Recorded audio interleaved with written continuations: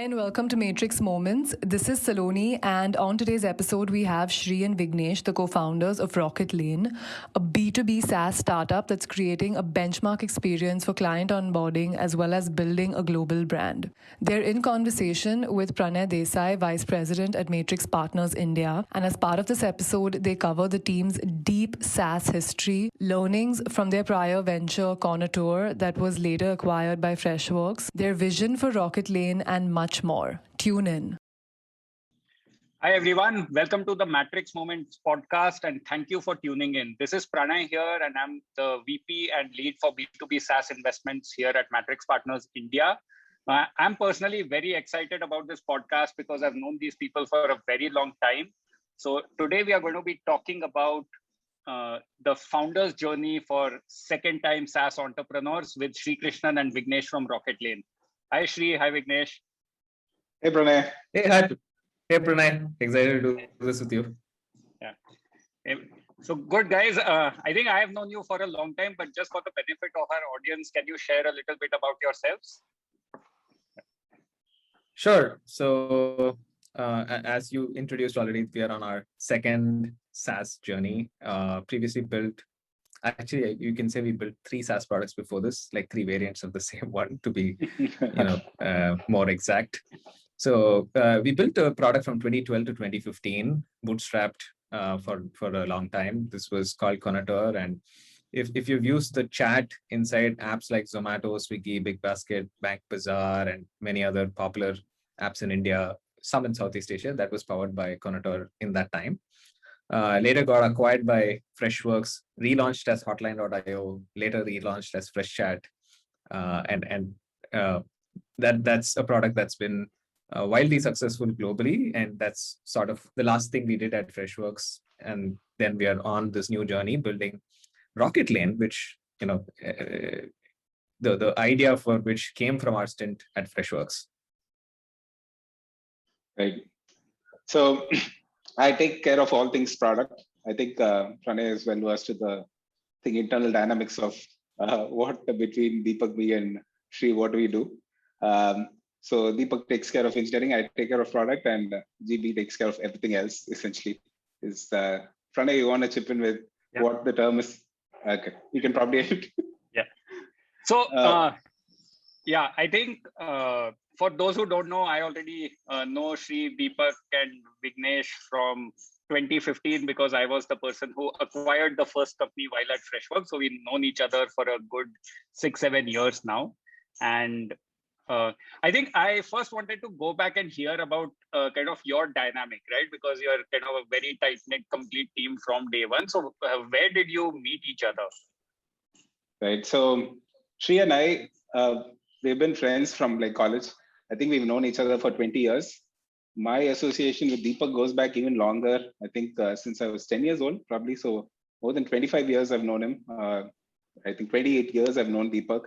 So and that's how it started. I think GB and Deepak knew each other from like the Yahoo Messenger days where they were chatting with each other, etc., but never quite met. I think Contour was like the first time they came together. But that dynamic has evolved. I think initially we all did everything. We all were coding, we did blogs, we did website, whatever. And I think over a period of time, each of us have found our own niches, and it's a different set of dynamic now between us. I think the first time around, all of us did everything, but we had clear areas of, okay, who makes the decision on product, who makes the decision on tech, who makes the decision on anything business side. But this time it's from day one, it's been more clearly, okay, I'll handle this, you handle this. I don't need to code this time. Vignesh doesn't need to worry about sales or writing blogs. So sort of have it more clear cut.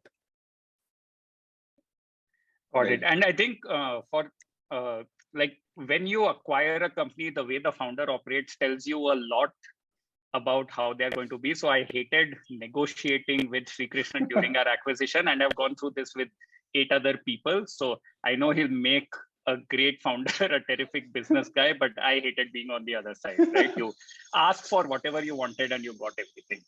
So yeah, I think one of the lessons I learned in that journey is try to make your lawyer sort of the villain in the journey in that negotiation phase. Like put all the blame on the lawyer, and still maintain your dynamic with the at least with the founder on the other side to make sure that it doesn't put you in awkward situations.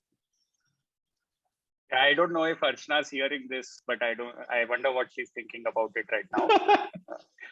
Shri, tell us a little bit about your vision with Rocketlane. Sure. So, as I was saying, in the Freshworks journey, we got to work with a lot of large customers, onboarding enterprise customers globally. And that's where we experience like what it takes to bring on board and implement our solutions for these mid-market and enterprise customers, right? So it was sort of chaotic, stressful for everyone involved because there were multiple work streams that people needed to be on top of. So there would be Trello board that's shared with the customer. There would be like spreadsheets floating around, different documents, SOWs, requirements documents, etc. And it was hard for people to be on top of all that was happening. So someone would drop the ball, right? And then you will need heroics from someone on the team to come and fix things. And we felt, there was lack of visibility as well with respect to where things were across like different onboarding projects that were happening. And we felt all of this was leading to a very subpar experience from the customer side of things, right? Like we were subjecting them to so many documents and dropping the ball and all of that, that we thought, hey, what if we look at this from the customer side, right? And design things ground up for like, how can we make a consistent, transparent, and delightful journey happen for every customer onboarding, right? So that's sort of the vision, how we can transform client delivery journeys into being, really leveling up from where they are today, where we're just throwing spreadsheets and documents at them, and instead make it like a beautiful experience for them. That's the crux of what we're trying to do. There are many side effects which will, help out the company in different ways, but the core is elevating customer experience during the onboarding journey. Great. And just one question, right? If you reflect back on your initial journey about Conotor, then you came into Freshworks, built Hotline, then evolved into Freshchat. What were your learnings through the cycle? And Shri, maybe you want to go first on this. Sure. So I would say a whole bunch of things. Firstly, with Conotor, we sort of were playing in this mobile first market. It was the buzzword of the day. However, like how much ever we thought things were moving, and we had some good brands definitely working with us. I think momentum wise, reflecting back, the largest player in the space was also moving slowly. We were probably like second or third in the space. We were also moving slowly as compared to what was happening in other markets, right? Like if you look at someone like Intercom, who was playing in the web chat space, in the same time that they moved from 1 to 50 million, the movement for the largest player in this in-app chat space was much, much smaller, negligible compared to the movement we saw for someone like Intercom.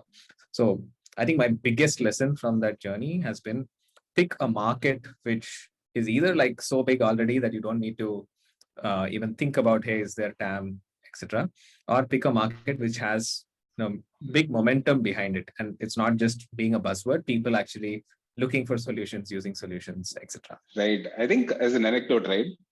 I was just looking at Product Hunt yesterday because we launched on Product Hunt. The first product, Conotor, in 2014, we listed as mobile first intercom.io. Right. It was actually, we were so close to what our eventual answer was 3 years later. But the adjacent market was so big and it was growing so fast, but it took us 3 years to sort of, open our eyes and say, hey, that's why we want to be, right? In fact, during the intervening 3 periods, we had a salesperson who used to come and tell us, hey, customers are asking for web chat. Can we build it? And I think at some level, it was also a thing of, hey, you know what? We're building a mobile first solution. I think somewhere a founder's ego also comes in and says, hey, you know what? We're building a mobile solution. We want to be everything for mobile. We want to be support, marketing, etc. And we sort of, closed the door to Intercom and as a competition for Intercom, right? And by the time they had taken a significant lead. But whereas if it pivoted earlier, we don't know what would have happened, right? So I think momentum, size of market are all big lessons that you can't unlearn, right? And letting go of your ego to figure out, okay, if there's a large market, go chase momentum. Don't be stuck to your, hey, this is what I am. There is a fine line between saying, hey, this is my vision, this is what I want to do, whereas and what the market is responding to, what you've put out there. I think straddling that line is what I think this part of the journey is for us. What are your thoughts on go-to-market, right? Like between product and GTM, what's more important in your eyes today? I mean, there are enough examples on both ends of the spectrum, right? Where there's a crappy product which has great distribution and hence is like in everyone's mind the obvious or Don't the name default names. choice. Yeah, I'm not naming any. And likewise, on the other end of the spectrum, you have products that grew purely from like a virality angle because people found value from using it. So I think each founding team is going to have their own playbook of what is playing to their strengths, right? And then you need to optimize around that. There's no one answer. So if you're and there needs to be a fit for the kind of product you're building and the playbook you're adopting. You can't say, hey, I'm going to build something that is going to help leaders in the org succeed and then help assume that it's going to grow virally. So if you're going to have like a bottoms up adoption that works in certain categories, and there you need more beautiful products. If you're going to go top down, then it's more about maybe sales motions and how you get in front of those execs who are going to make that buyer decision. So I think there's different paths to that initial success, and then eventually you settle somewhere, right, where even the bottoms up folks need their top down method of selling when they start working with larger and larger enterprises. And likewise, for you to have a successful relationship with a big company, the adoption needs to happen. So the products need to become better. So I think it comes to some sort of a middle ground somewhere. Got it. That's the MBA answer, though. It depends.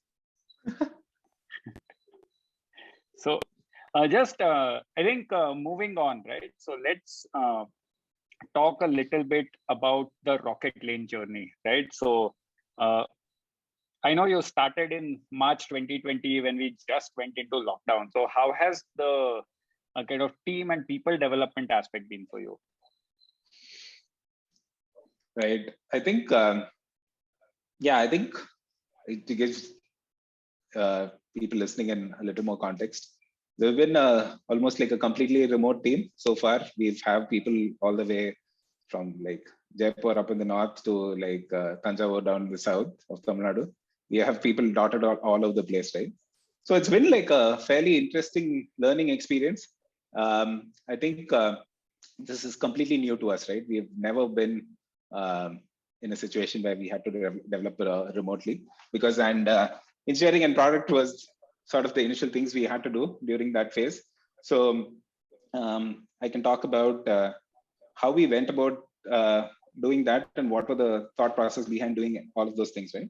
So I think one of the few things that in-office presence enables an engineering and product team to do is to be able to have those serendipitous conversations, to be able to check in frequently, to be able to say, hey, what are you working on? Hey, this customer has a bug, can we fix it? We are constantly appraised of what the progress is because you're leaning over, especially the small team, you're leaning over the shoulder and saying, oh, this is the progress on this screen so far. Can we do this? Can we do that? Now, instead of that, you need to sort of put in process to enable all of that, right? How do you have a process to say, hey, this is how we are thinking about how the feature itself is going to be designed. This is how we hand off the design to the engineers, and this is how we explain what needs to happen here. And how do we check in on a progress of the feature itself, right? Because you don't have a monitor to look at. You have to essentially have a like a ceremony to figure out what the progress is, right? The whole team needs to be appraised of what's happening, because it's so easy again to be disconnected because everyone is sitting at their home. Nobody else knows what else is happening. How do you bring a common sense of that, think, hey, we are building this together. Oh, this is what the other person is working on. This is what lesson do we learn from here, right? So a few things worked, right? I think one of the first things that we did was we said, okay, uh, because frankly, we're not going to see each other throughout the week. Let's do a plan. Let's do a plan on Monday. We dog fooded our own product. Essentially, we can sort of substitute Rocketlane for a productivity product as well, even though it's custom built for um, onboarding, but we can use it as a productivity solution as well, right? So every engineer puts down what their aspirational goal is for the week, right? So it's not like we broadly know what we have to build. There's a roadmap, but the engineers pick what they want to build. And from that, they say, hey, I'm committing to this on Friday, right? So we have a detailed Monday planning, and we sort of say, we go back and forth, hey, can we pick more? I think maybe this is too much for you to chew. Can we scope it down? And we have like intermediate milestone. And then we have an everyday check-in at 7:30 in the night, right? So it's not like, hey, what is the plan? What are you planning to do? We sort of inverted the question and say, hey, this is what I achieved. This is what I'll be blocked on. So if someone can unblock me today, I will start on the morning, right? So everything became about what you got done rather than what is the plan, right? So the plan was made on Monday, and everything going forward in that week is what I got done, right? On a Friday, this is probably the most look forward ceremony in the company, right? We have a demo day, like 2-3 hours, where every engineer sort of showcases, right? Because one of the additional things we wanted to do is, how do you bring engineering ownership, right? Again, this is a lesson, probably a topic for a different day. But the moment engineering has ownership on product experience, right? The moment you say, hey, this is your feature, you're delivering it, and this is how the customer is perceiving it, you've really unlocked a different thing. It's no longer about engineering thinking, oh, this is spec from product. This is what, according to the spec, I've built it. That's it, right? Instead of that, there's a real involvement from them. Hey, this is the problem we're trying to solve. This is how I'm coding for it. And this is how the customer is seeing, right? If you take them through the journey and bring ownership into the process, there's nothing like that, right? So essentially, the engineers are actually presenting. The product managers have nothing to do with it, right? The engineers are presenting, hey, this is the problem. This is how we've coded for it. This is where we're taking it. And they're demoing the product, right? There's click through, etc. There might be like half baked, etc. But that's expected because it's a weekly demo thing. So I think this has really worked for us, right? And we have all hands as well. Probably Sri can talk about that. But from an engineering and product perspective, this is how it's been, and I think we probably started engineering in a very serious way only in July, right? And in 9 months we had the whole product, and we had nothing before that, right?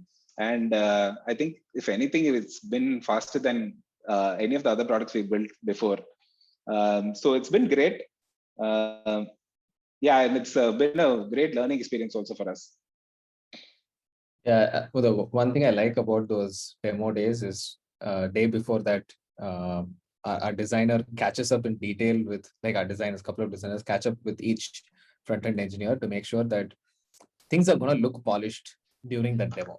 So we have those little wow moments coming out even in those internal demos, which eventually translate to customer wow. So that's something I love about it.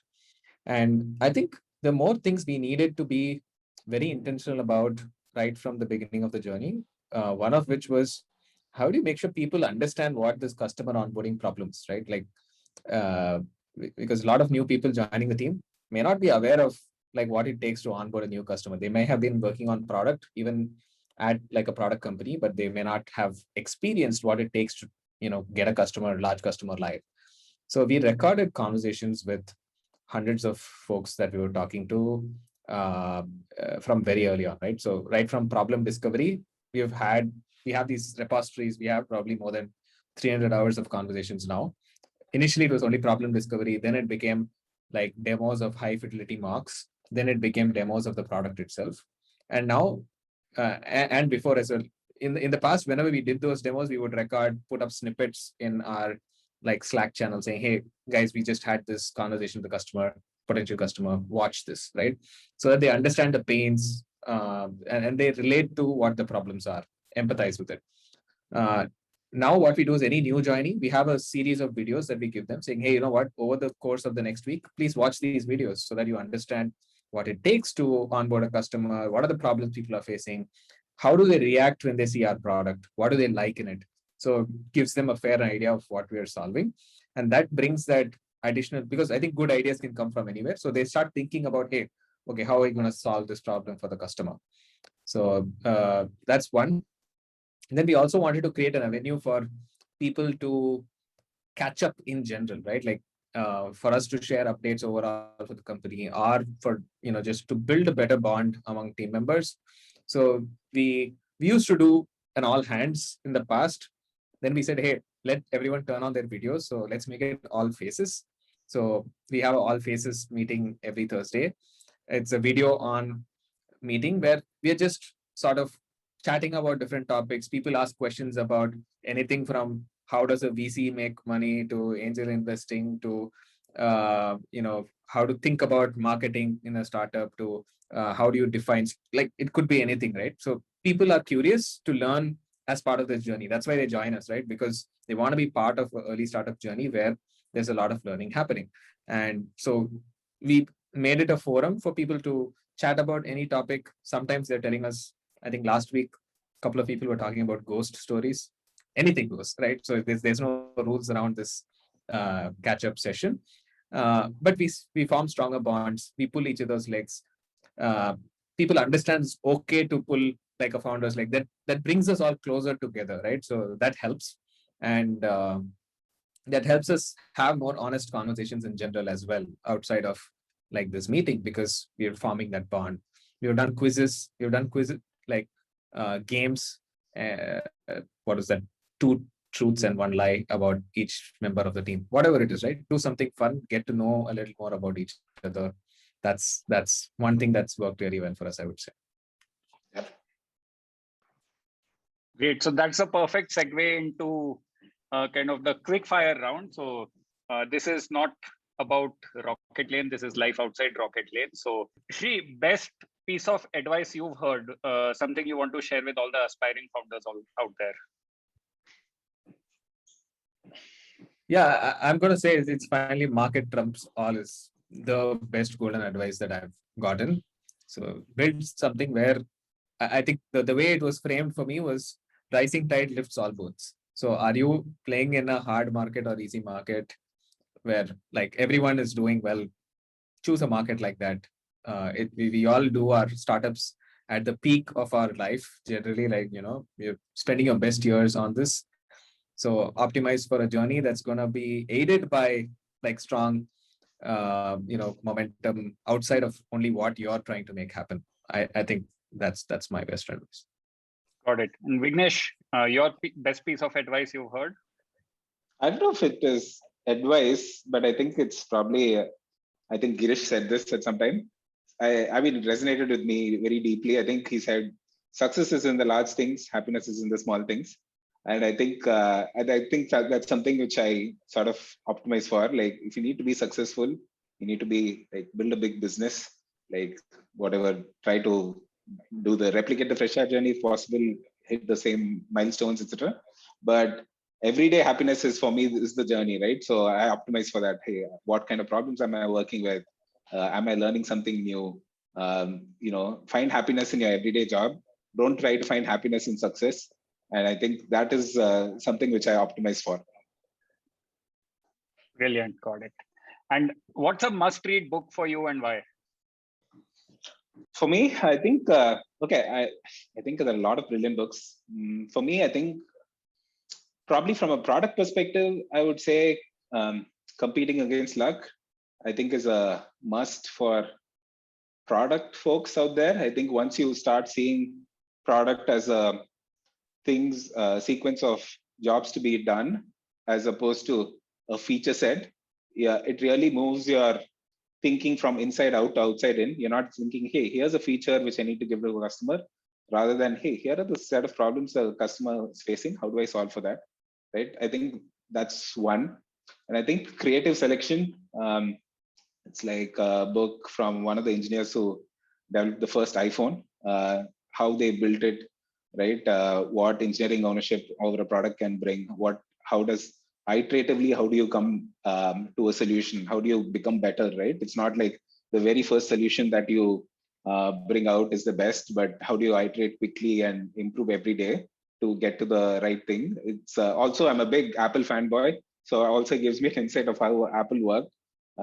It's been, I think that was also a must read for like product folks. Beyond that, I think there are a bunch, but maybe I can't recall on top of my mind. What's your I would favorite say, book? yeah, so this was a recommendation for me from Krish of ChargeBee, Leadership and Self-Deception. And I thought like it was one of the most, it made me so conscious about how I'm behaving in different situations. And I feel if everyone reads the book and internalizes it, it makes life so much easier to deal with people, right? Like, and that's part of how a lot of friction in general gets created, problems in general get created. And I think that was one brilliant book. And another one I really liked, which I read last year, was Made to Stick. Just gave a framework of how to think about like how can you tell your ideas in better ways? How do you make your ideas stick with other people? So that was a brilliant book on that front. Right.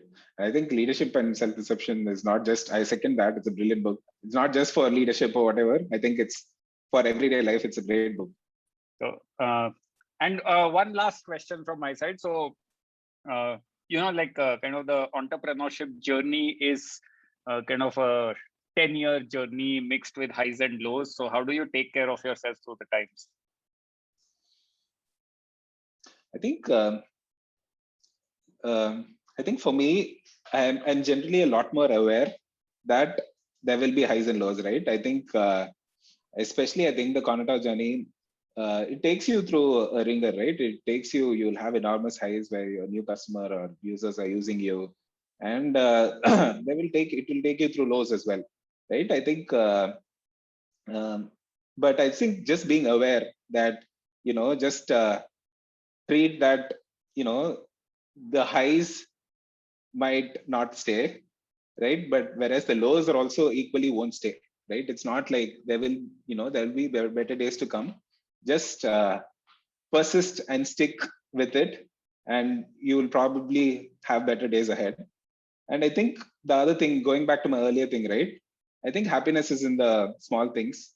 So every day there's nothing else I would like to do, right? This is probably the best thing for me. This is the best job I've ever had, building product and going through the startup journey, because I find happiness in the everyday things, being involved with engineering, design, having those customer conversations, having that aha moment where we say a throwaway line from a customer leads to a product feature, etc. Right? So I think you should find happiness in those things, and just being aware that the highs and lows, might be temporary, but you have to look back at it over a long period of time for it to make sense, and not be in that moment and be brought down by it.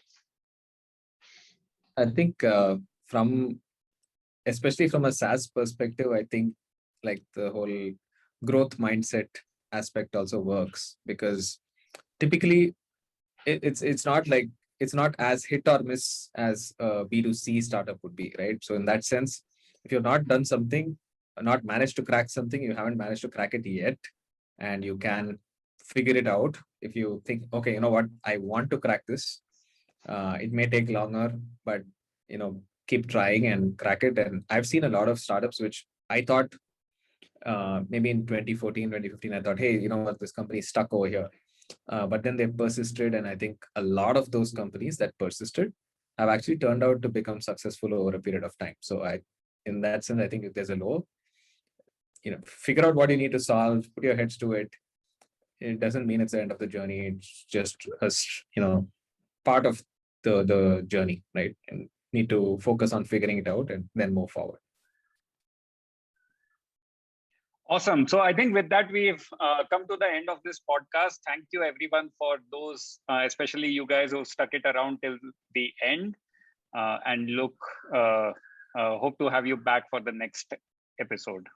Thanks for tuning in. For more Matrix Moments episodes, you can head to www.matrixpartners.in/blog. You can also follow us on Twitter, LinkedIn, and YouTube for more updates.